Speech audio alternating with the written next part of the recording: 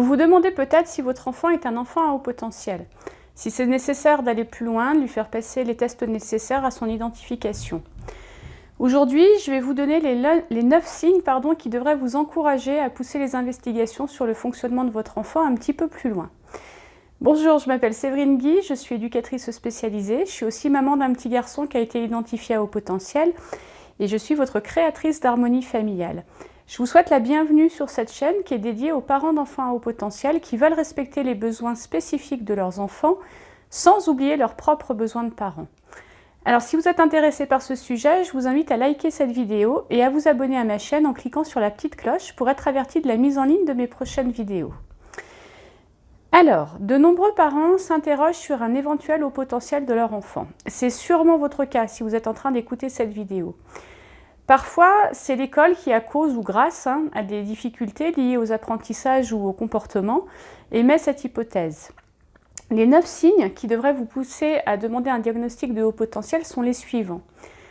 Premièrement, vous avez le sentiment que votre enfant il est souvent en décalage par rapport aux autres enfants. Vous notez des différences de comportement ou alors de simples petites réactions qui ne vous semblent pas appropriées.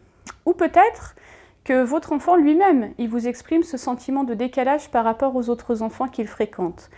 Ses centres d'intérêt sont différents, sa sensibilité est beaucoup plus grande. Deuxième signe, vous observez que les pensées de votre enfant s'enchaînent les unes aux autres. Sa pensée, elle est foisonnante, elle est fulgurante, elle est sans fin. Une idée en entraîne une autre, comme les branches d'un arbre. Elle fonctionne en arborescence. Alors c'est possible que votre enfant aime particulièrement les mondes imaginaires. Troisième signe, votre enfant est en difficulté dans ses relations avec les autres. Il ne comprend pas les codes sociaux, il s'isole des autres. Alors bien que ce soit pas systématique, c'est un des signes qui peut révéler la demande d'un diagnostic de haut potentiel intéressant. Quatrième signe, vous constatez une très grande empathie chez votre enfant. Il est particulièrement doué pour comprendre les émotions des autres. Il peut même se montrer sympathique. Alors sympathique, c'est que plus que comprendre, il ressent les émotions des autres comme si c'était les siennes. Cinquième signe, son humour est implacable, sophistiqué. Votre enfant, il adore jouer avec les mots et les doubles sens. Sixième signe, votre enfant il a un besoin vital de comprendre le pourquoi des choses. Sa quête de sens, elle est infinie et il vous mitraille de questions du matin au soir. Et puis nombreuses de ces questions sont métaphysiques. Il a particulièrement besoin de pouvoir mettre du sens sur les choses. Septième signe, votre enfant est un enfant hypersensible et hyperesthésique. Ses émotions comme ses 5 sens sont à fleur de peau. Huitième signe, il se sent nul et il manque de confiance en lui. Votre enfant, c'est un enfant perfectionniste qui n'est jamais satisfait de ses résultats. Et puis enfin, le 9e signe, votre enfant ne supporte pas l'ennui et il adopte des comportements d'agitation quand son cerveau n'est pas occupé. Ces 9 signes devraient vous alerter sur la possibilité d'un haut potentiel chez votre enfant. Alors attention, le fait de reconnaître votre enfant dans cette liste ne suffit pas à poser le diagnostic du haut potentiel.